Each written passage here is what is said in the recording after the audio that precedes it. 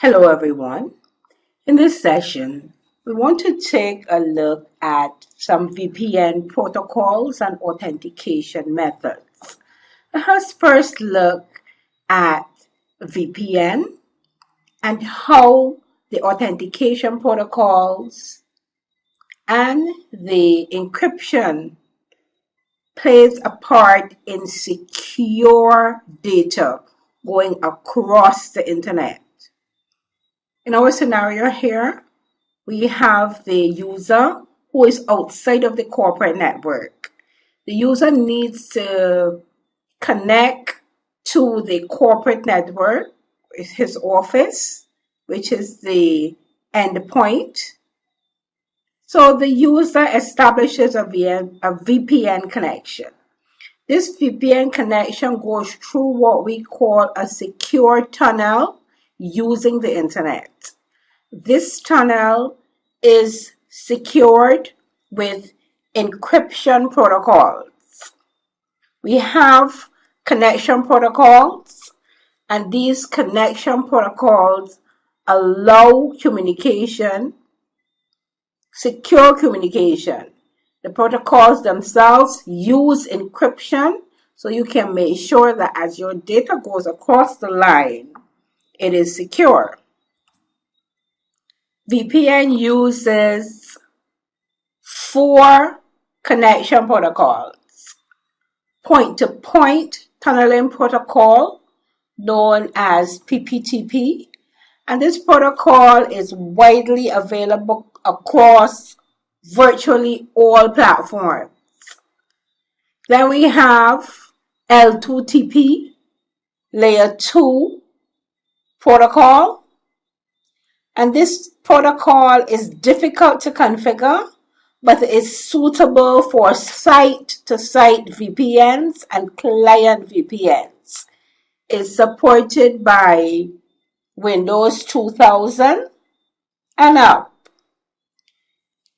We also have IKE version 2, Internet Key Exchange version.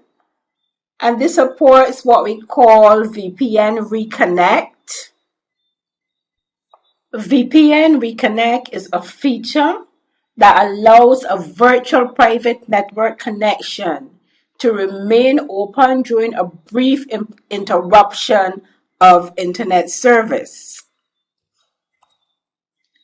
Usually, when a computing device using a VPN connection drops its internet connection, the end user has to manually reconnect to the VPN once internet connectivity has been restored.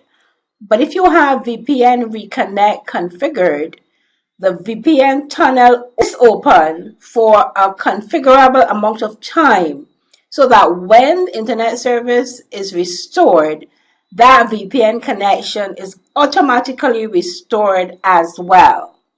And this feature was designed to improve usability for mobile employees. But if you're going to use a VPN Connect, this requires the VPN server to be set up using remote access. Then we have SSTP, Secure Socket Tunneling Protocol. And this is easily used from almost any location. It's supported from Windows Vista and later.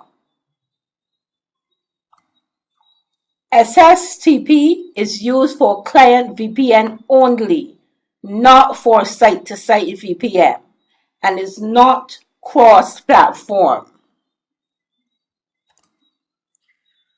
When you use the routing and remote access server setup wizard to configure VPN, it creates VPN ports for all 4 of the protocols that we just looked at. And these protocols have a maximum of 128 ports each. These protocols use encryption. For example, To use encryption on a PPTP connection, you must use one of the following authentication protocols. You have MS-CHAP version 2, and EAP-TLS. The MS-CHAP and the MS-CHAP version 2 are password-based authentication protocols. And if you don't have certificate services installed in your environment, then you want to use the MS-CHAP 2, and that is a stronger authentication protocol than the MS-CHAP. If you are going to use EAP-TLS as an authentication protocol, you have or must have a certificate infrastructure. So remember that EAP-TLS requires a certificate, and this method of authentication is the strongest authentication method because it does not rely on passwords. For the L2TP connection, you can use any authentication protocol because the authentication occurs after the VPN client and VPN server have established a secure channel. If you are using an L2TP connection, it is still strongly recommended that you use either MS-CHAP version 2 or EAP-TLS to provide the most secure user authentication that is available.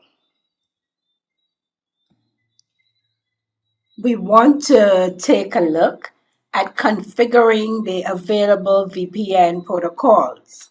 You would remember that I said when we use routing and remote access wizard to configure the VPN server, the VPN protocols automatically are established. So we have these protocols. You can configure them by removing some of the ports or some of the available ports. Let us right-click here on ports in the routing and remote access console and click on properties.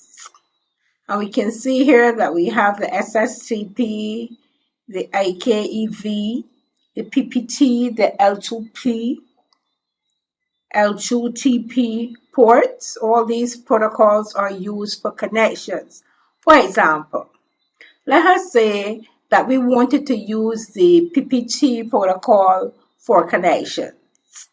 If we click on PPTP, we notice that by default we have 128 connections. That means that 128 clients can connect using VPN. We can click on configure here, and we could change the 128. If we know that our network can only handle 25, then you would change the ports to 25 for PPTP, which would mean that if a 25th person tried to access your internal network using VPN, they would not be able to access that network because you have only put 24 ports. So we're gonna change the 128 that is default here to 25 and say OK. And you can see here that you get a message saying that you're attempting to reduce the number of ports on this device. If the new number of ports is less than the total number of outgoing and incoming connections, you may disconnect active connection. That means that if at the time there were 27 connections on, and I come as the administrator and I change the PPTP port so that only 25 people be able to connect, those other people would not be able to connect. Only 25. The other persons, they would automatically drop off that connection. So if that is what I want, I click on yes.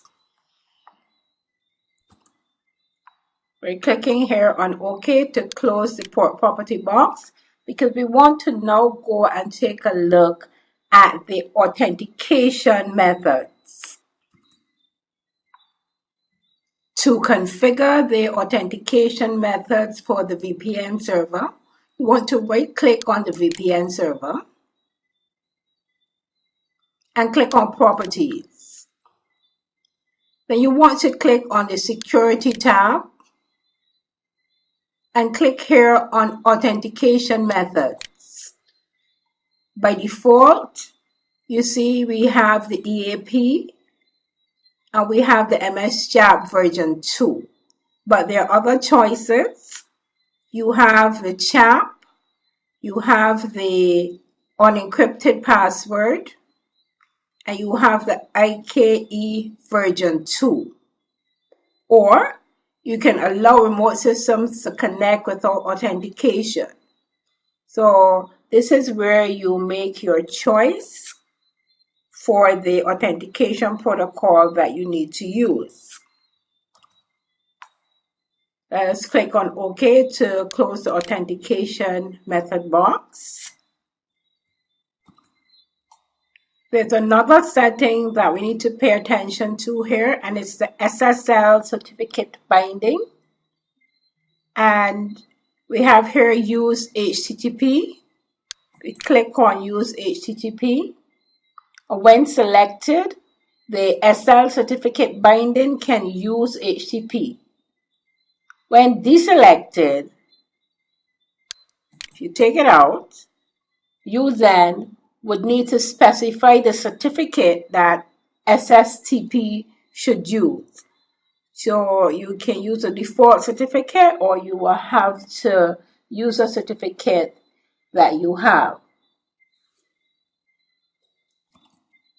You can click on the General tab, and the General tab enables you to either disable or enable portions of routing and remote access.